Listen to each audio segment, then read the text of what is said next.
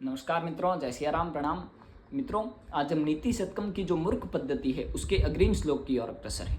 और पूर्व के श्लोक में हमने पढ़ा जिसमें महाकवि भर्तृहरि जी एक श्वान और इंद्र भगवान का बेहतरीन उदाहरण देते हुए कहते हैं कि एक जो मूर्ख व्यक्ति होता है उसके पास चाहे ऐसी वस्तु आ जाए जो उसको हमेशा त्यागने योग्य है, अर्थात उसको कभी भी फल प्रदान नहीं करेगी और हमेशा नुकसान ही देगी, लेकिन मूर्ख व्यक्ति उसको भी कभी त्यागता नहीं है और उसको संजोए रखता है।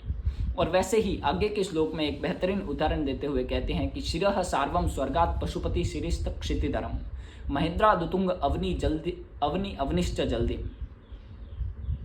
अधोधो गंगेयम पदमुपगत स्तोक अथवा विवेक भ्रष्टा नाम भवति विनिर्मित शतमुख। अर्थात महाकवि भर्तृहरि जी की जो पहले भी बताया गया है नीति शतकम की एक विशेषता है, आखिरी पंक्ति को अगर समझ लिया जाए तो ऊपर की पंक्ति आसानी से समझ में आती है। इसी में कहते हैं, दंत कथाओं में कहा जाता है कि माँ गंगा ने एक बार कहा था कि अगर मैं पाताल में चली गई तो पूरे पाताल को समाहित कर दूंगी मुझ में।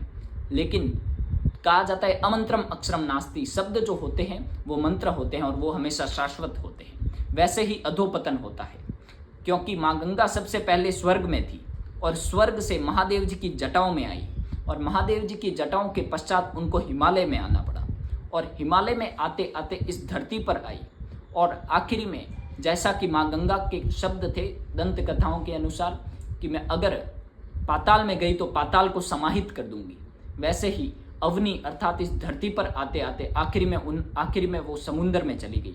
और कहा भी जाता है कि वो धीरे धीरे माँ गंगा विलुप्त होती जा रही है, अर्थात धीरे धीरे कम होती जा रही है। और इसीलिए कहते हैं कि शब्द शाश्वत है।